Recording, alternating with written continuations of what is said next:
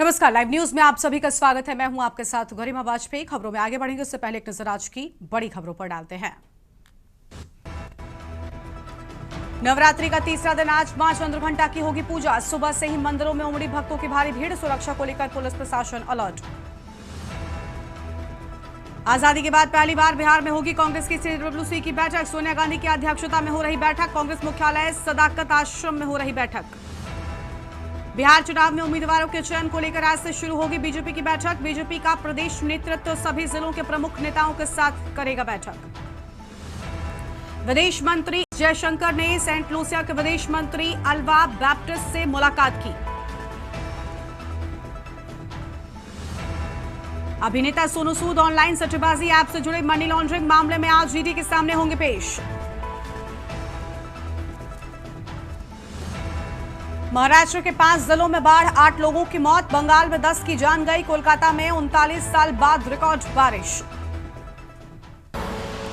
आप देख रहे हैं के न्यूज, खबरों का सार। रुक कर लेते हैं खबरों की ओर। लखनऊ से बड़ी जानकारी आपको हम बताएंगे, जहां पर आउटसोर्स कर्मियों के मानदेय पर वसूला गया 18% GST। सेवा प्रदाता फर्मों की मनमानी का खुलासा हुआ। नियमों के अनुसार मानदेय पर नहीं लगता GST। प्रदेश में 4 लाख से अधिक आउटसोर्स कर्मचारी प्रभावित हुए।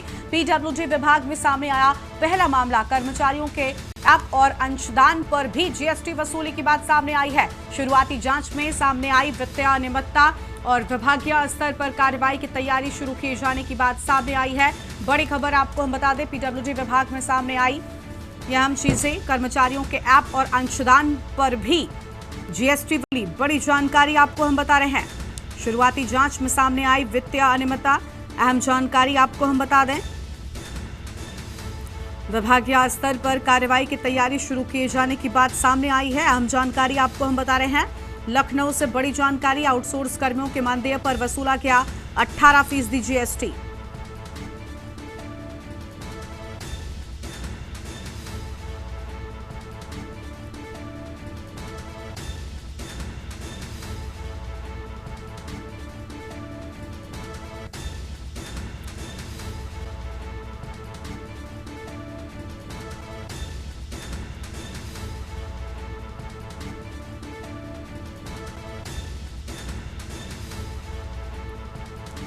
अहम खबर आपको हम बता रहे हैं।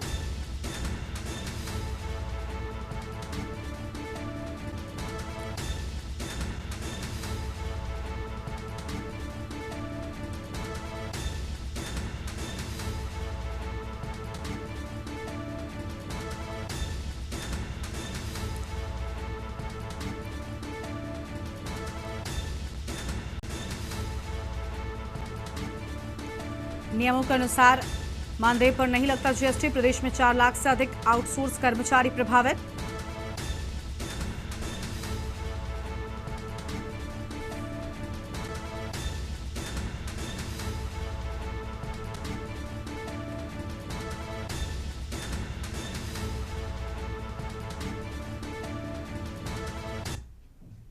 और अगली बड़ी जानकारी आपको हम पटना से बताते हैं। इस बीच बड़ी खबर पटना से सामने आ रही है। राहुल गांधी पटना पहुंचे हैं। राहुल गांधी पटना पहुंचे, बड़ी खबर आपको हम बता दें। कांग्रेस कार्य समिति की विस्तारित बैठक, बड़ी जानकारी आपको हम बता रहे हैं। राहुल गांधी पटना पहुंच चुके हैं। बैठक में शामिल होने पहुंचे राहुल गांधी। अहम खबर आपको हम बता रहे हैं। बैठक में शामिल होने पहुंचे हैं राहुल गांधी, बड़ी जानकारी आपको हम बता दें।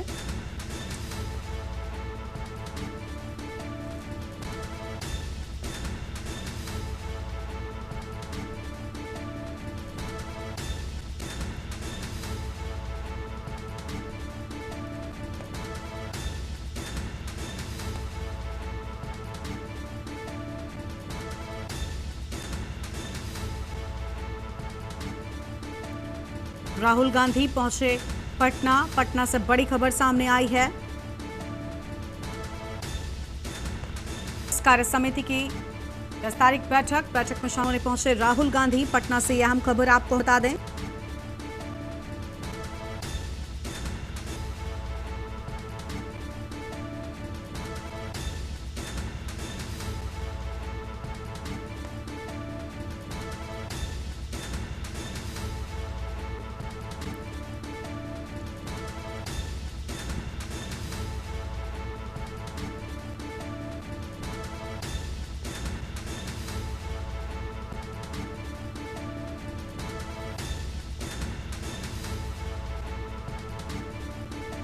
अहम खबर आपको हम बता रहे हैं, दिल्ली से बड़ी जानकारी आपको हम बता दें।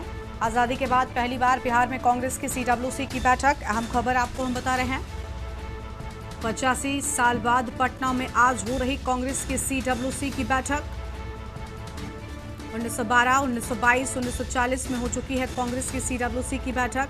अहम खबर आपको हम बता रहे हैं, दिल्ली से बड़ी जानकारी, पहली बार पटना में होगी सीडब्ल्यूसी की आज बैठक। पहली बार पटना में सीडब्ल्यूसी की बैठक हो रही है।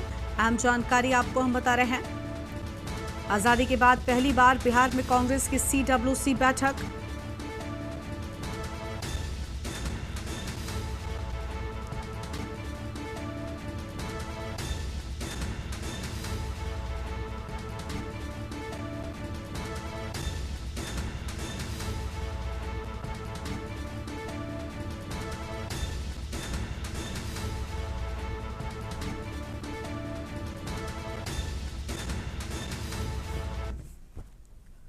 लखनऊ से अगली बड़ी जानकारी आपको हम बताते हैं, जहां पर महिलाओं से छेड़छाड़ करने वाला मनचला गिरफ्तार कर लिया गया है। एंटी रोमियो टीम ने मिशन शक्ति के तहत कार्रवाई की। गोमतीनगर विस्तार पुलिस की त्वरित कार्रवाई। बड़ी जानकारी, राह चलती महिलाओं पर चीटाकशी कर रहा था आरोपी और सोशल मीडिया पर वायरल हुआ मनचले का वीडियो। अहम जानकारी आपको हम बता रहे हैं, मिशन शक्ति अभियान के तहत बड़ी सुरक्षा और थाना गोमतीनगर विस्तार क्षेत्र में गिरफ्तारी की बात सामने आई है। बड़ी जानकारी आपको हम बता दें, जहां पर गोमतीनगर क्षेत्र कि ये पूरी घटना सामने आई है। लखनऊ से बड़ी जानकारी आपको हम बता रहे थे।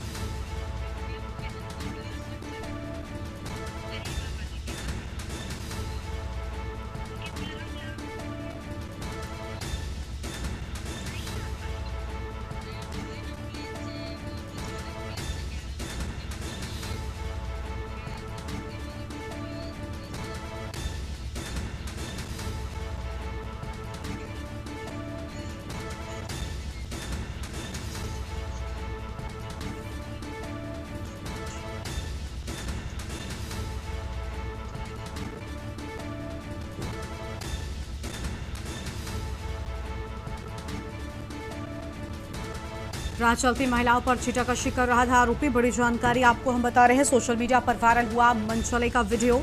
अहम जानकारी आपको हम बता दें,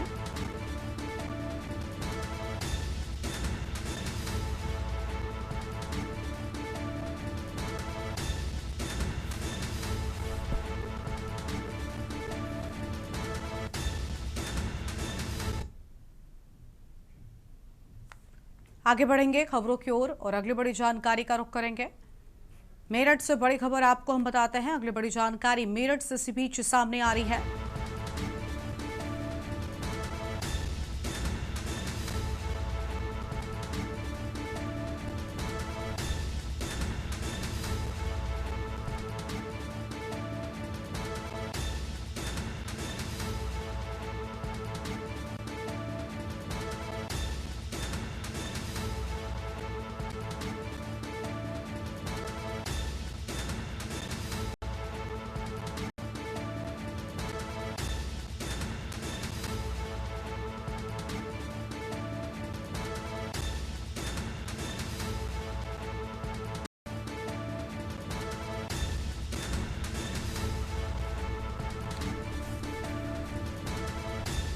मेरठ से बड़ी जानकारी आपको बता दें, जहां पर 20 सड़क पर में महिला पर एसिड फेंकने की बात सामने आई है। 20 सड़क में महिला पर एसिड अटैक से महिला गंभीर रूप से झुलसी है। बड़ी जानकारी आपको हम बता रहे हैं, मेरठ से ये घटना सामने आई है। घायल महिला को अस्पताल में भर्ती कराए जाने की बात।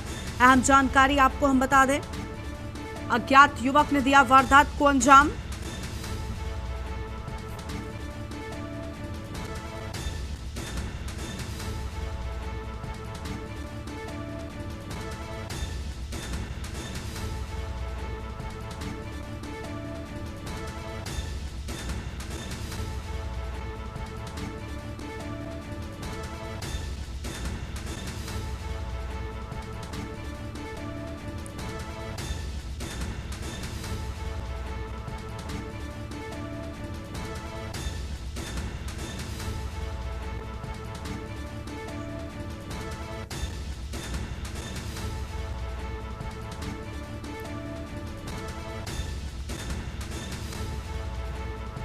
अज्ञात युवक ने वारदात को दिया अंजाम। अहम जानकारी आपको हम बता रहे हैं।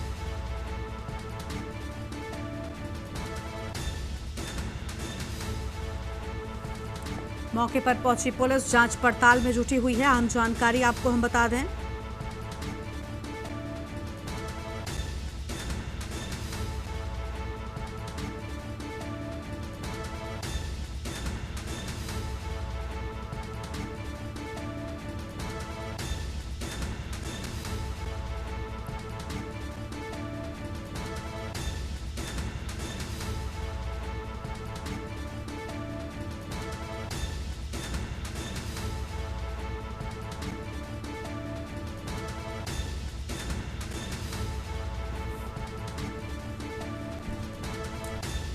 और इसी खबर पर बातचीत के लिए हमारे साथ हमारे संवाददाता राजू शर्मा जुड़ चुके हैं मेरठ से। राजू, अज्ञात युवक ने इस पूरी वारदात को अंजाम दिया, पूरी जानकारी क्या है आपके पास में? एसिड अटैक की घटना हुई है, अपने आप में बहुत बड़ा अपराध। हाँ बिल्कुल, देखिए गरिमा, पूरा मामला मेरठ के थाना लोहियानगर क्षेत्र के एल ब्लॉक का है, जहाँ पर एक महिला तकरीबन 38 वर्षीय बीच सड़क से गुजर रही थी। इसी दौरान एक युवक आया और एसिड महिला के ऊपर फेंककर मौके से फरार हो गया। एसिड अटैक में महिला गंभीर रूप से झुलस गई, जिसे आसपास के लोगों ने नजदीकी अस्पताल में भर्ती कराया, जहां पर उसका उपचार चल रहा है। मौके पर पहुंची पुलिस पूरे मामले की जांच पड़ताल में जुटी हुई है। साथ ही जो आरोपी है उसकी गिरफ्तारी के लिए 4 टीमें लगाई गई है, ताकि उसको जल्द से जल्द पकड़ लिया जाए। हालांकि डॉक्टर विपिन तांडा, एसएसपी मेरठ का कहना है कि जल्दी जो हमलावर है उसे गिरफ्तार कर लिया जाएगा। वहीं महिला की जो हालत है वो नाजुक बताई गई है। शुक्र राजू आपका हमारे साथ जुड़ने के लिए और अहम जानकारी के लिए। बड़ी खबर आपको बता रहे हैं, मौके पर पहुंची पुलिस जांच पड़ताल में जुटी हुई है। अहम जानकारी आपको हम बता दें, 4 टीमें आरोपी को पकड़ने में लगाई गई हैं।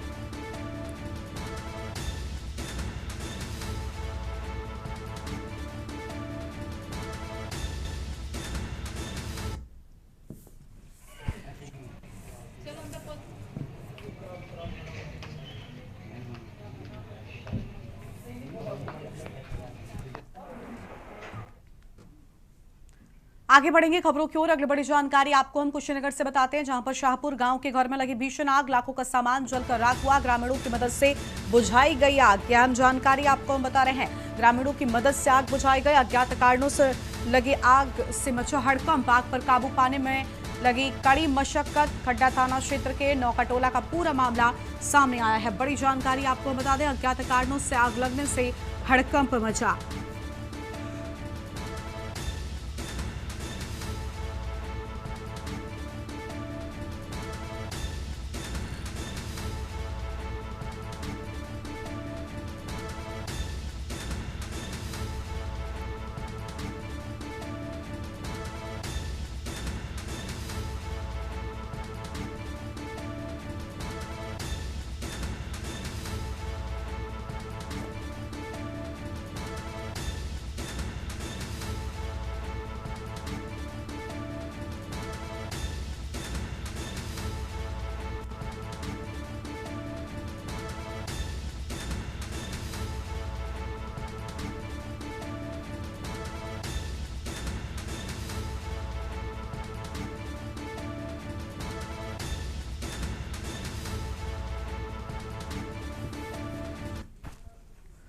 आगे बढ़ते हैं खबरों की ओर। अगली बड़ी जानकारी बरेली से है, जहां पर मेट्रो विजन अस्पताल पर लापरवाही की गंभीर आरोप लगने की बात सामने आई है। महिला की 3 उंगलियां काटने से भड़के शिवसैनिक, गलत इलाज से हाथ में फैला गंभीर इन्फेक्शन।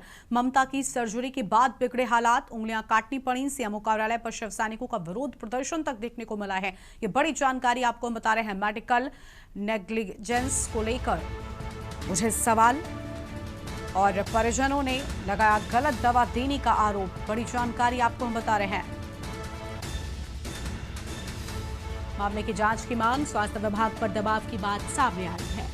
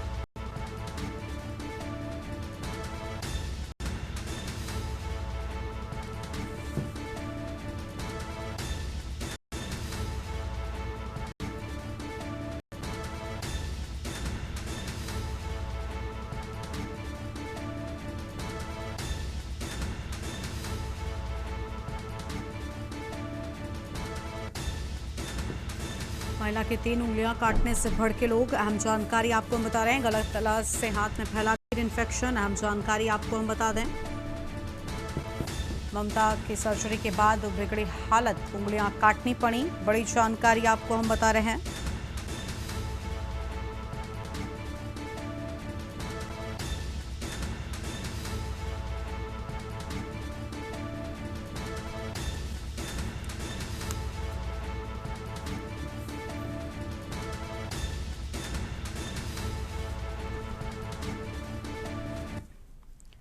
अलीगढ़ के वार्ड नंबर 3 में नवरात्र के दौरान श्रद्धालुओं को मां दुर्गा के दर्शन के लिए गंदगी और जलभराव से जूझना पड़ रहा है। मंदिर मार्ग पर फैली कीचड़ और बजबजाती नालियों ने भक्तों की आस्था को ठेस पहुंचाई है।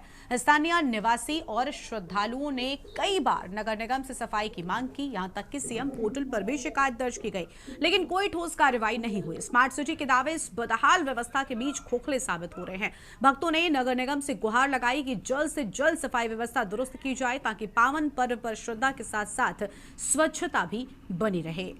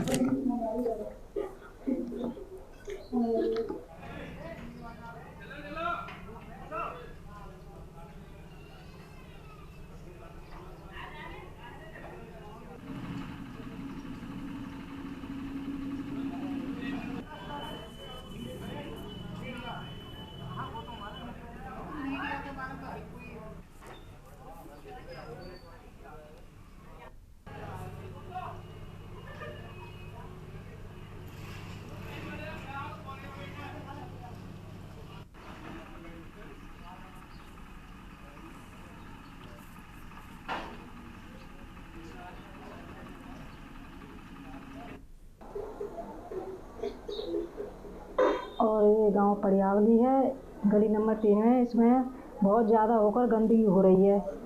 इतनी गंदगी हो रही है कि हम गिर भी जाते हैं और बच्चों को स्कूल ले जाने में परेशानी हो रही है। गोदी में छोड़कर आते हैं उन्हें।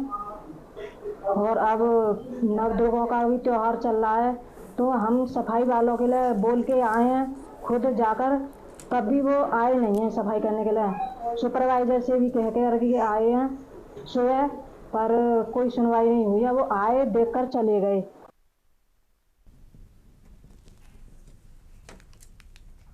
फर्रुखाबाद में जनपद न्यायाधीश नीरज कुमार, जिलाधिकारी आशुतोष कुमार द्विवेदी, पुलिस अधीक्षक आरती सिंह और सीजीएम घनश्याम शुक्ला ने जिला एवं केंद्रीय कारागार का संयुक्त निरीक्षण किया है। इस दौरान जेल चिकित्सालय, पुलिस एवं महिला बैरकों सहित पूरे परिसर की व्यवस्थाओं का जायजा लिया गया। अधिकारियों ने के भोजन, स्वास्थ्य और साफ सफाई की स्थिति की जांच की। निरीक्षण में अधिकांश व्यवस्थाएं संतोषजनक पाई गई। हालांकि कुछ छटपुट कर्मियों को चिन्हित कर संबंधित अधिकारियों को तत्काल सुधार के निर्देश दे दिए गए हैं। निरीक्षण के दौरान केंद्रीय कारागार अधीक्षक आशीष तिवारी, जेलर करुणेंद्र यादव, रविंद्र कुमार यादव और जिला कारागार अधीक्षक अरविंद कुमार श्रीवास्तव समेत अन्य अधिकारी भी मौजूद रहे। अधिकारियों ने बंदियों के लिए उपलब्ध सुविधाओं को बेहतर बनाए रखने पर जोर दिया है।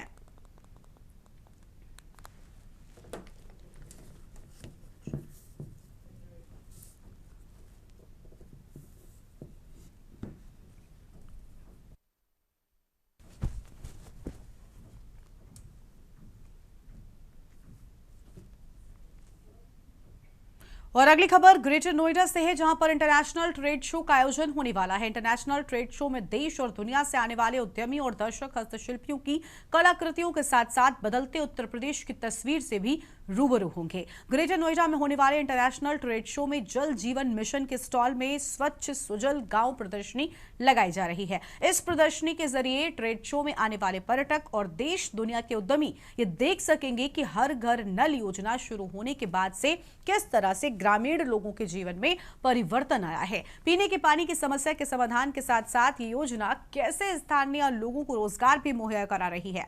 ट्रेड शो एरिया के हॉल नंबर 7 और 496 वर्ग मीटर एरिया में जल जीवन मिशन की ओर से पेयजल का समाधान मेरे गांव की नई पहचान थीम पर स्टॉल लगाया जा रहा है। जल जीवन मिशन के मीडिया सलाहकार राधाकृष्ण त्रिपाठी ने कहा कि स्वच्छ सुजल गांव के जरिए यूपी के ग्रामीण विकास की कहानी को विश्व पटल पर दिखाई जाएगी। जल जीवन मिशन हर घर नल योजना से 2,41,96,390 ग्रामीण परिवारों तक फंक्शनल हाउसहोल्ड टैप कनेक्शन पहुंच चुका है। जल जीवन मिशन के द्वारा स्थापित होने वाले स्वच्छ सुजल गांव में दर्शक नए और पुराने बुंदेलखंड के प्रोटोटाइप से केंद्र और राज्य सरकार द्वारा किए जा रहे विकास कार्यों की झलक भी देख पाएंगे। नए पुराने बुंदेलखंड में 2019 से पहले के बुंदेलखंड और 2025 के बुंदेलखंड को दर्शाया जाएगा।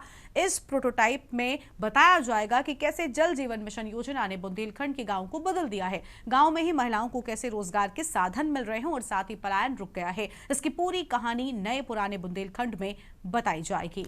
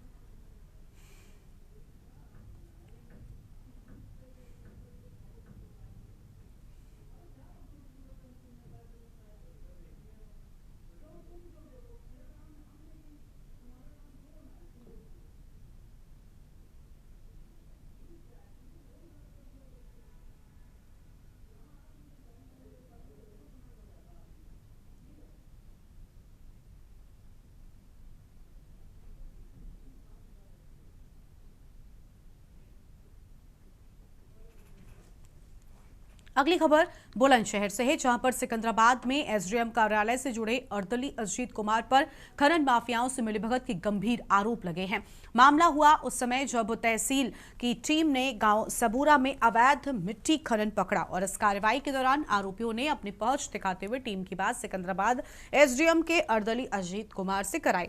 उन्होंने कथित रूप से नायब तहसीलदार और उनकी टीम से फोन पर अभद्रता की। मामले की लिखित शिकायत नायब तहसीलदार द्वारा दी गई, जिसके बाद एसडीएम दीपक कुमार पाल ने अजीत कुमार को उनके पद से हटाकर सिर्फ कार्यालय से समृद्ध कर दिया। हालांकि इस मामूली कार्रवाई से प्रशासन की नीयत पर सवाल उठने लगे हैं। खनन माफिया का दावा है कि वो 50 लाख रुपए की रिश्वत देकर बेधड़क अवैध खनन करता है। ये दावा प्रशासनिक अधिकारियों की मिलीभगत की ओर इशारा करता है। स्थानीय लोगों और अधिकारियों का कहना है कि सिकंदराबाद तहसील क्षेत्र में खनन माफिया बेखौफ होकर काम कर रहे हैं, जबकि प्रशासन मूक दर्शक बना हुआ है। इस पूरे घटनाक्रम ने जिला प्रशासन की कार्यशैली पर सवाल खड़े कर दिए हैं। अब देखना यह होगा कि क्या इस मामले में निष्पक्ष जांच होगी या फिर मामला यूं ही दबा दिया जाएगा।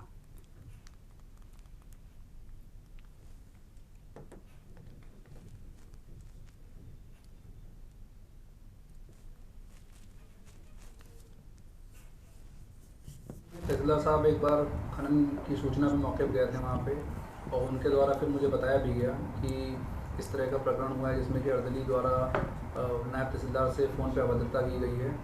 तो तुरंत उसके बाद ही इनको मैंने अपने अर्दली पद से हटा दिया और ऑफिस में अटैच कर दिया तहसील में, और उसके अलावा जाँच दे दी गई थी नायब तहसीलदार को, ताकि उसका पक्ष भी जानने के लिए।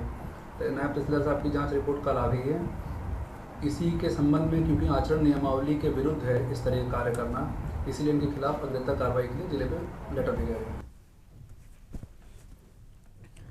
आगे बढ़ेंगे खबरों की ओर। चित्रकूट जिले के सीतापुर गांव में दबंगों के उत्पीड़न से परेशान दलित समुदाय के लोगों ने बांदा स्थित डीआईजी कार्यालय पहुंचकर सुरक्षा और न्याय की मांग की है। पीड़िता मायादेवी ने बताया कि 4 सितंबर को उनका बकरा रैन बसेरे में बंद मिला, जिसे लेने पर दबंगों ने जदसूचक गालियां दी और जान से मारने की धमकी दी। पुलिस ने मौके पर पहुंचकर बकरा तो बरामद कर लिया, लेकिन दबंगों की धमकियां जारी रही। पीड़ितों ने स्थानीय पुलिस और पुलिस अधीक्षक से शिकायत की, मगर कोई ठोस कार्रवाई नहीं हुई। मायादेवी ने यह भी आरोप लगाया कि दबंग पहले एक नाबालिग से दुष्कर्म की घटना में शामिल रहे हैं। डीआईजी राजेश यश से मुलाकात कर पीड़ितों ने सख्त कार्रवाई और सुरक्षा की मांग की है, ताकि उन्हें दबंगों के आतंक से राहत मिल सके। पुलिस मामले की जांच पड़ताल जुट गई है।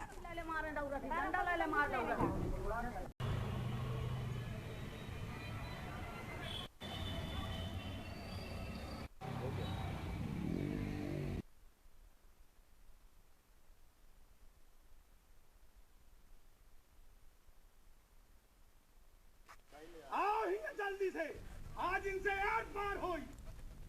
हमको बात करनी है, बताइए क्या हो? इधर आओ। तो हमको काहे बुलाए थे? ये भाई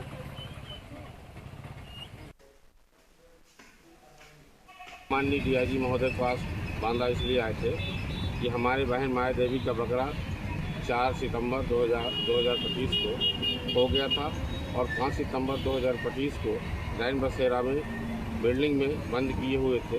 जब वो 112 पुलिस और चौकी सीतापुर पुलिस को लेकर के बकरे को बरामद कराया, तब वहाँ के रैन बसेरा में रहने वाले अवैध तरीके से, जिनके नाम ठेका भी नहीं है, धीरज त्रिपाठी, वो जो है पुलिस के सामने 10-15 लोगों को फ़ोन लगा के बुलाया और लाठी डंडा लेके बुलाया और कहा कि आज कटकों से आर पार हो जाएगा।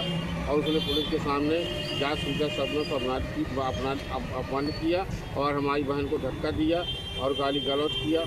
इसके बाद उसने जाके पुलिस से सांठगांठ करके हमारी बहन के खिलाफ और हमारे भाइयों के खिलाफ मुकदमा 125 पुलिस ने कर लिया। हमारी बहन ने कोतवाली, एसपी, तहसील दीवार, जिलाधिकारी और कई संगठनों ने धरना प्रदर्शन किया। 4 तारीख को मेरा बकरा खाया गया था, ढूंढने गए थे, नहीं मिला। 5 तारीख को उनकी बिल्डिंग में मिला।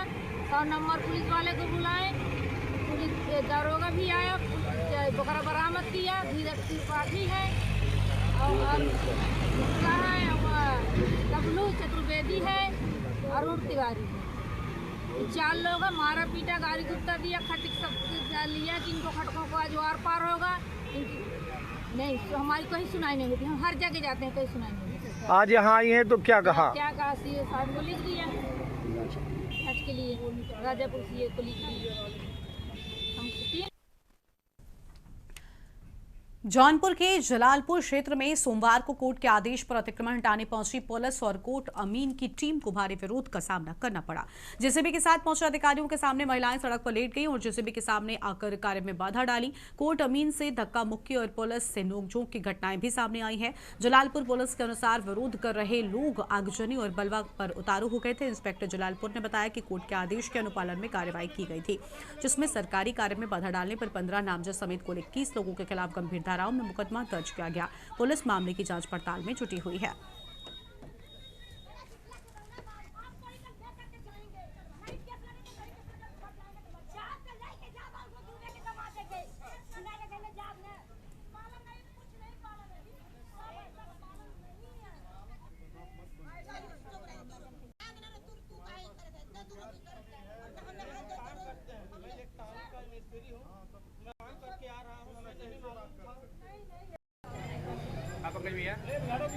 मैं भी था जा रहा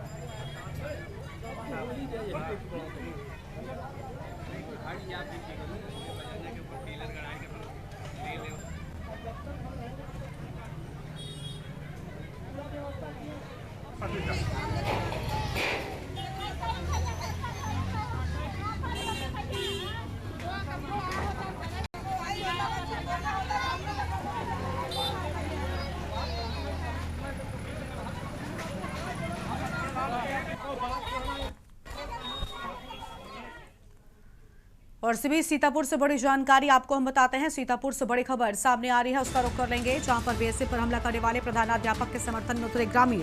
बड़ी जानकारी आपको हम बता रहे हैं। सीतापुर से बड़ी खबर, छात्र छात्राओं ने भी जताया प्रधानाध्यापक को लेकर अहम बातें और पूर्व सहायक अध्यापिका को नोटिस देने से शुरू हुआ पूरा विवाद। बड़ी जानकारी आपको हम बता रहे हैं। लंबे समय से अनुपस्थित थे अध्यापिका और अभिभावक। बड़ी खबर आपको हम बता दें।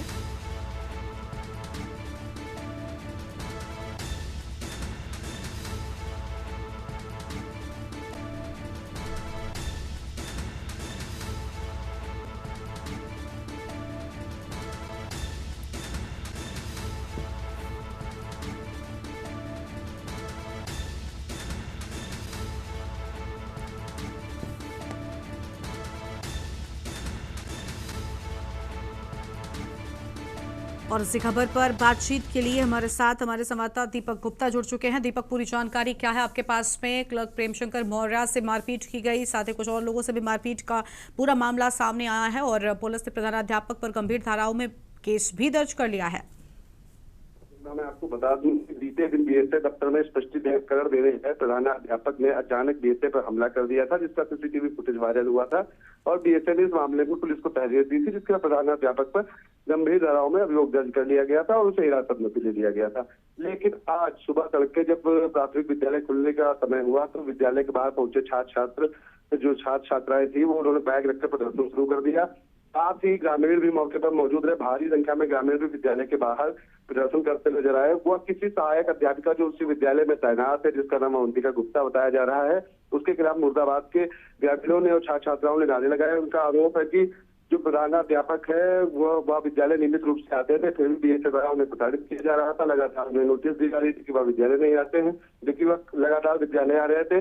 उसी जगह पर जो सहायक अध्यापिका है वो 4-5 महीनों से विद्यालय में अनुपस्थित थी। उसके बावजूद अगर प्रधानाचार्य द्वारा उन्हें नोटिस जारी किया जाता था तो बीएसए उन पर दबाव बनाते थे कि यह नोटिस वापस ले लीजिए, जिसके बाद स्पष्टीकरण देने गए प्रधानाध्यापक और बीएसए के बीच क्लियर विवाद सामने आया है। लेकिन अभी तक जो प्रदर्शन है ग्रामीणों का और छात्र छात्राओं का वह विद्यालय के बाहर चल रहा है। जी, बहुत शुक्रिया दीपक आपका हमारे साथ जुड़ने के लिए और अहम जानकारी के लिए। तो प्रधानाध्यापक के समर्थन में ग्रामीण उतरे हैं, ये बड़ी जानकारी आपको हम बता रहे हैं।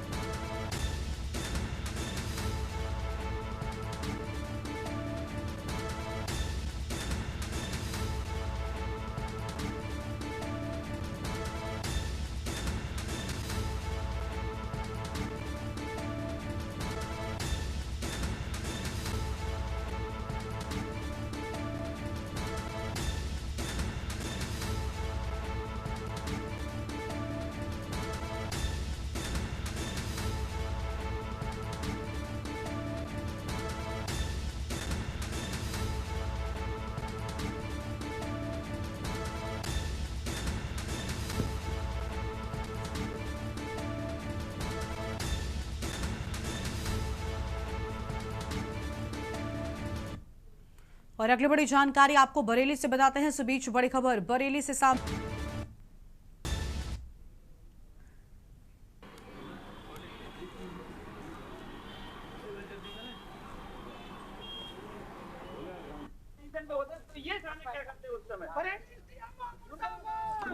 बरेली से बड़ी जानकारी आपको बता दें, जहां पर मेट्रो विजन अस्पताल पर लापरवाही के गंभीर आरोप लगे। महिला की 3 उंगलियां कटने से भड़के शिवसैनिक। गलत इलाज से हाथ में फैला गंभीर इन्फेक्शन। ममता की सर्जरी के बाद हालत बिगड़ी, उंगलियां काटनी पड़ी और सीएमओ कार्यालय में शिवसैनिकों का विरोध प्रदर्शन भी देखने को मिल रहा है। मेडिकल नेग्लिजेंस को लेकर अस्पताल पर उठे सवाल। परिजनों ने लगाया गलत दवा देने का आरोप। बड़ी जानकारी आपको बता दें, मामले की जांच की मांग की गई है। स्वास्थ्य विभाग पर दबाव की बात सामने आई है।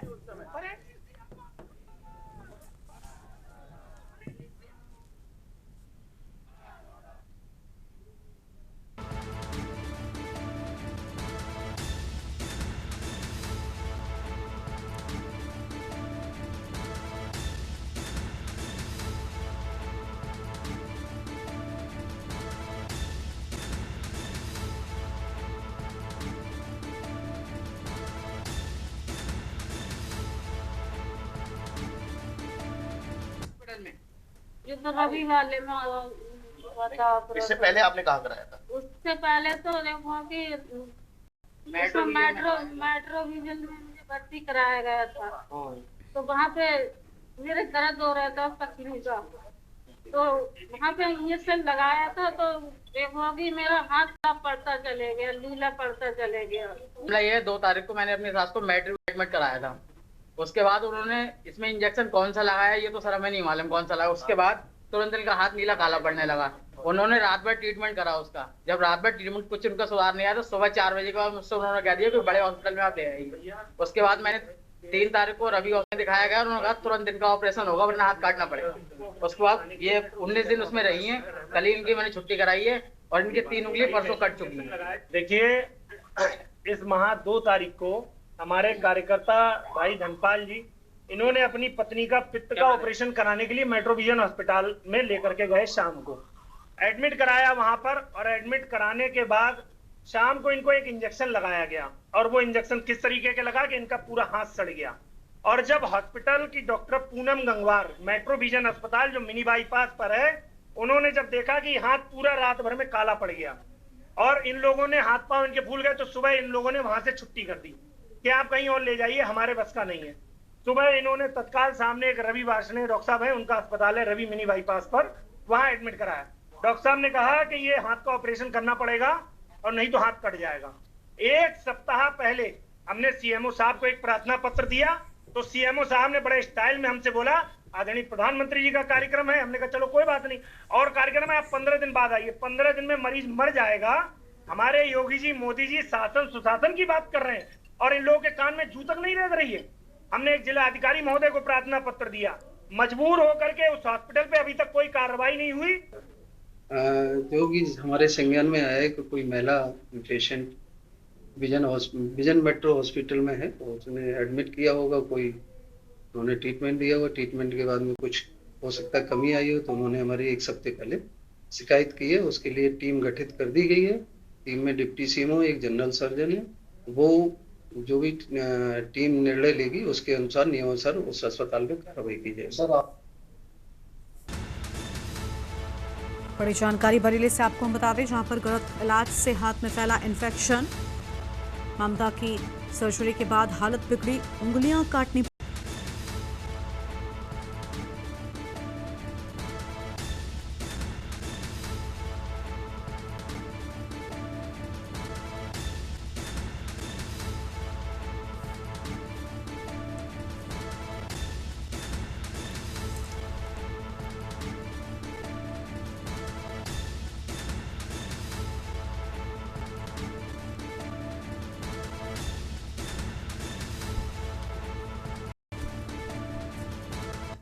और अब सीधा आपको देहरादून के कुआंवाला लेकर चलते हैं, जहां पर प्रदेश संगठनात्मक कार्यशाला का आयोजन किया गया है। मुख्यमंत्री पुष्कर सिंह धामी पहुंचे हुए हैं। तस्वीर आपको हम कार्यक्रम से दिखा रहे हैं। प्रदेश संगठनात्मक कार्यशाला का आयोजन कुआंवाला से ये तस्वीर है।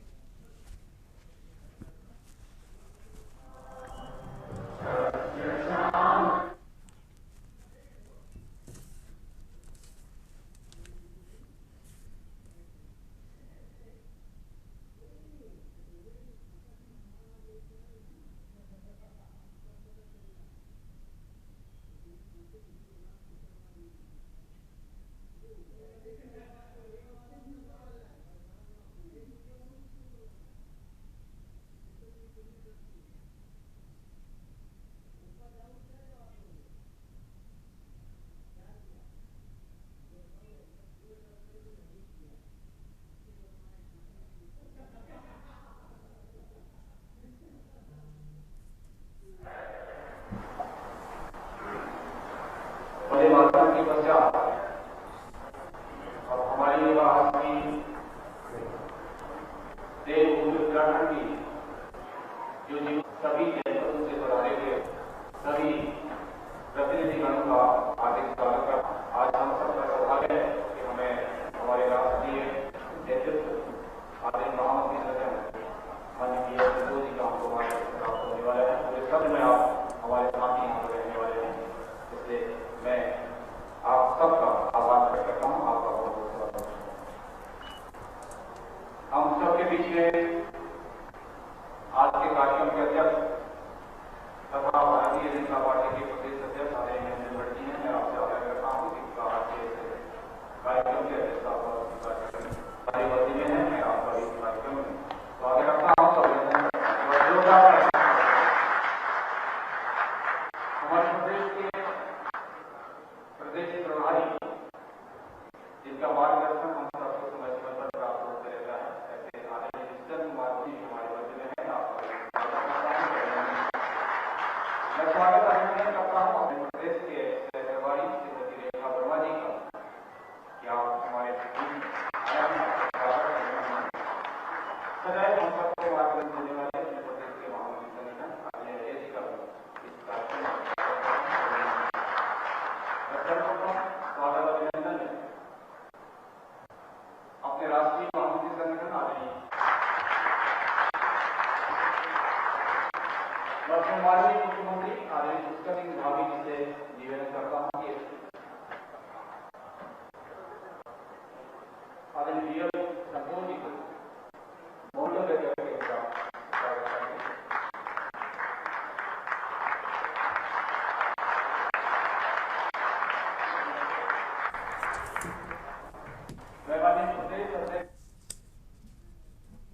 कुआला से आपको हम तस्वीरें दिखा रहे थे जहां पर विशेष कार्यक्रम में मुख्यमंत्री पुष्कर सिंह धामी पहुंचे हुए थे। वापस से अपनी खबरों का रुख कर लेंगे, लेकिन उससे पहले एक छोटे से ब्रेक के लिए यहां पर रुकते हैं, फौरन हाजिर होंगे। आप देख रहे हैं के न्यूज, खबरों का। ब्रेक के बाद लाइव न्यूज में आप सभी का स्वागत है। एक बार फिर से आपको देहरादून की कुआला लेकर चलते हैं जहां पर प्रदेश संगठनात्मक कार्यशाला में मुख्यमंत्री पुष्कर सिंह धामी क्या कह रहे हैं, पर सुनाएंगे आपको। कल्याणकारी नीतियां हैं, उन योजनाओं का लाभ अंतिम व्यक्ति तक पहुंचे, अपना अमूल्य योगदान देंगे। साथ ही जैसा महेंद्र भट्ट जी ने कहा कि मिशन 2027 और 20 में आदरणीय प्रधानमंत्री श्री नरेंद्र मोदी जी के नेतृत्व में भारतीय जनता पार्टी को उत्तराखंड में ही नहीं देश में भी प्रचंड विजयश्री दिलाने के लिए तन मन और पूरे समर्पण के साथ काम करेंगे। जैसा आप सभी जानते हैं कि इस विजयदशमी पर हमारे मातृशक्ति राष्ट्रीय स्वयंसेवक संघ अपनी गौरवशाली यात्रा के करने जा रहा है।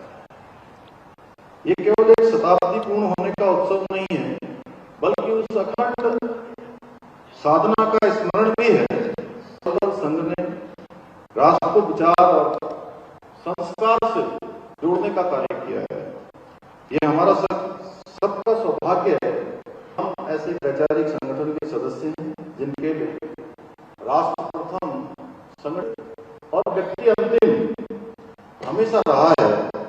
जिस प्रकार अपनी गहरी जड़ों से शक्ति प्राप्त करता है, उसी प्रकार भारतीय जनता पार्टी की जड़ें और समर्पित कार्यकर्ताओं की तपस्या से, और यही हमारी संगठनात्मक शक्ति का मूल आधार।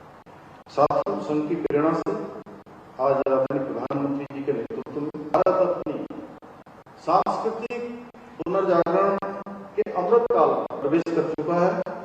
वर्षों तक जो स्थान हमारे उपेक्षित रहे, हमारा गौरवशाली इतिहास, सांस्कृतिक विरासत, आज न केवल पुनर्स्थापित किया जा रहा है, बल्कि राष्ट्रीय चेतना का आधार भी बना।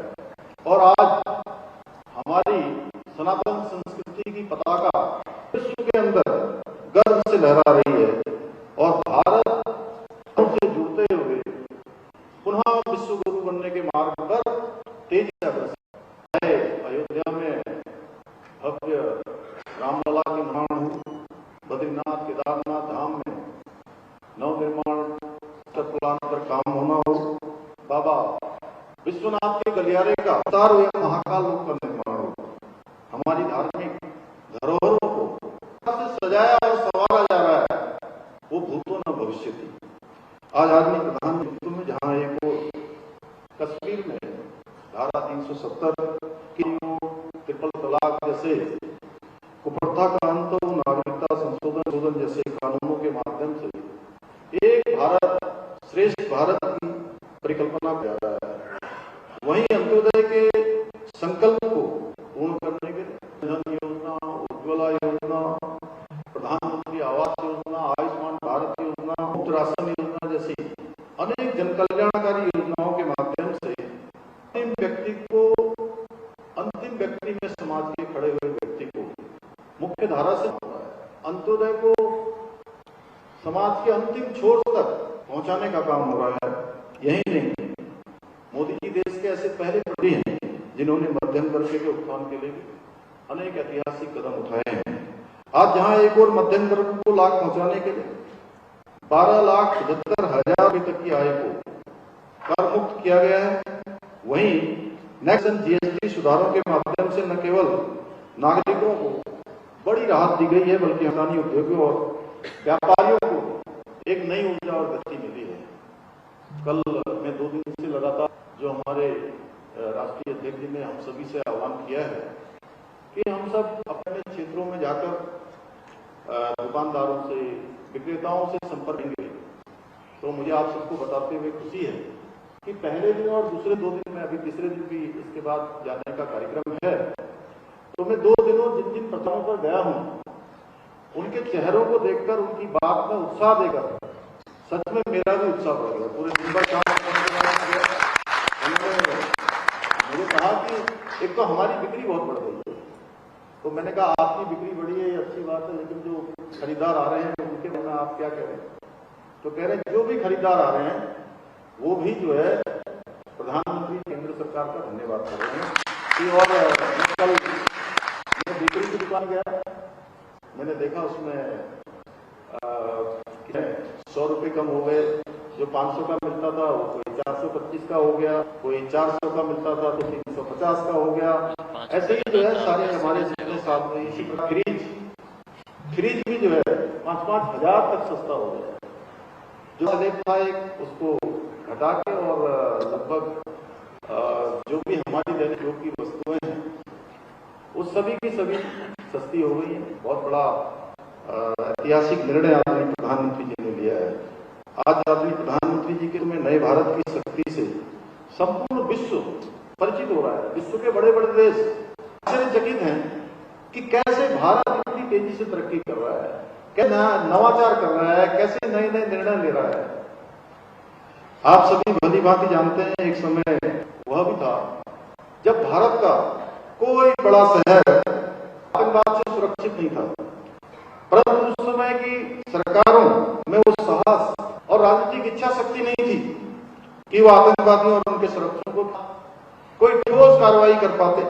वे केवल आतंकवाद की निंदा करते थे और पाकिस्तान को कोसकर चुपचाप बैठ जाया करते थे। लेकिन आज दुश्मन देश के किसी भी आतंकी हमले का मुंहतोड़ जवाब दिया जाता है।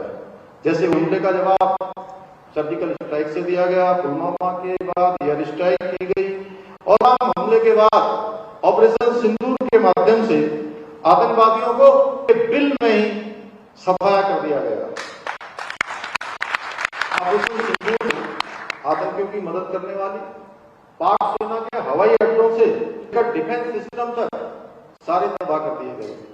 ऑपरेशन सिंदूर के माध्यम से ऐसा प्रहार किया गया कि पाकिस्तान को संघर्ष विराम की भीख मांगनी पड़ी। साथियों, आदरणीय प्रधानमंत्री जी के मार्गदर्शन में हमारी प्रदेश सरकार ने भी राज्य में कई महत्वपूर्ण योजनाएं और नीतियां लागू की हैं, जिससे राज्य का चहुमुखी विकास सुनिश्चित हो रहा है। इसी का परिणाम है विभिन्न चुनौतियों के बावजूद प्रदेश ने कई उल्लेखनीय उपलब्धियां हासिल की हैं, नए नए कीर्तिमान स्थापित किए हैं, जिनकी गूंज आज में भी सुनाई दे रही है। यह हम सभी के लिए गर्व का विषय है कि भारत सरकार के द्वारा जारी सतत विकास के लक्ष्यों को प्राप्त करने में सस्टेनेबल डेवलपमेंट गोल्स के इंडेक्स में हमारे प्रदेश को पूरे देश के अंदर पहला स्थान मिला है। साथ ही ईज ऑफ डूइंग बिजनेस में उत्तराखंड को अचीवर स्टार्टअप रैंकिंग्स में लीडर्स की श्रेणी प्राप्त हुई है। इसके साथ बेरोजगारी दर में रिकॉर्ड 4.4% की कमी है। राष्ट्रीय औसत को भी हमने पीछे छोड़ने का काम किया है। साथियों, हमारी सरकार राज्य के समग्र विकास के साथ अपने सांस्कृतिक मूल्यों और डेमोग्राफी को संरक्षित रखने के लिए संकल्पबद्ध होकर काम कर रही है। जहां हमने प्रदेश में एक और सख्त रोधी कानून लागू किया है, दंगा रोधी कानून लागू किया है, वहीं जिहाद, लव जिहाद और थूक जिहाद के खिलाफ कठोर कार्रवाई सुनिश्चित की है। राज्य ने कालनेमी ऑपरेशन चलाकर जहां हमने सनातन हिंदू धर्म को करने वाले जिहादियों को पकड़ने का काम किया है, वहीं लैंड कार्रवाई करते हुए अभी तक 9000 एकड़ से अधिक जमीन सरकारी भूमि को लैंड जिहादियों से मुक्त है। तो कुआला को हम तस्वीरें दिखा रहे थे जहां पर संगठनात्मक कार्यशाला में मुख्यमंत्री पुष्कर सिंह धामी पहुंचे हुए थे। आगे बढ़ेंगे खबरों की ओर। इसी बीच मुरैना से बड़ी जानकारी सामने आ रही है, उसका रुख कर लेते हैं। मुरैना से खबर, पुलिस प्रशासन ने की बड़ी कार्रवाई, अहम जानकारी आपको हम बता रहे हैं। और चंबल में पुलिस के लिए चुनौती बने शस्त्र लाइसेंस, अहम जानकारी आपको हम बता दें। एक साथ 300 शस्त्र लाइसेंस हथियारों को निलंबित करने के बाद आपराधिक मामलों में नामजद लोगों के खिलाफ बड़ा एक्शन, जानकारी आपको हम बता दें। जहां पर आपराधिक मामलों में नामजद लोगों के खिलाफ बड़े एक्शन की बात सामने आई है।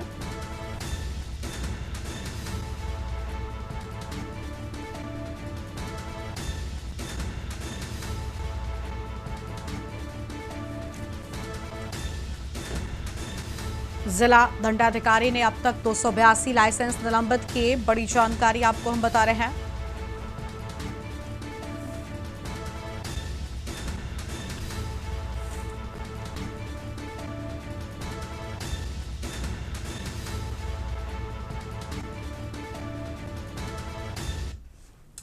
इस बुलेटिन में इतना ही। तमाम बड़ी खबरों के लिए आप देखते रहिए के न्यूज़ इंडिया। नमस्कार।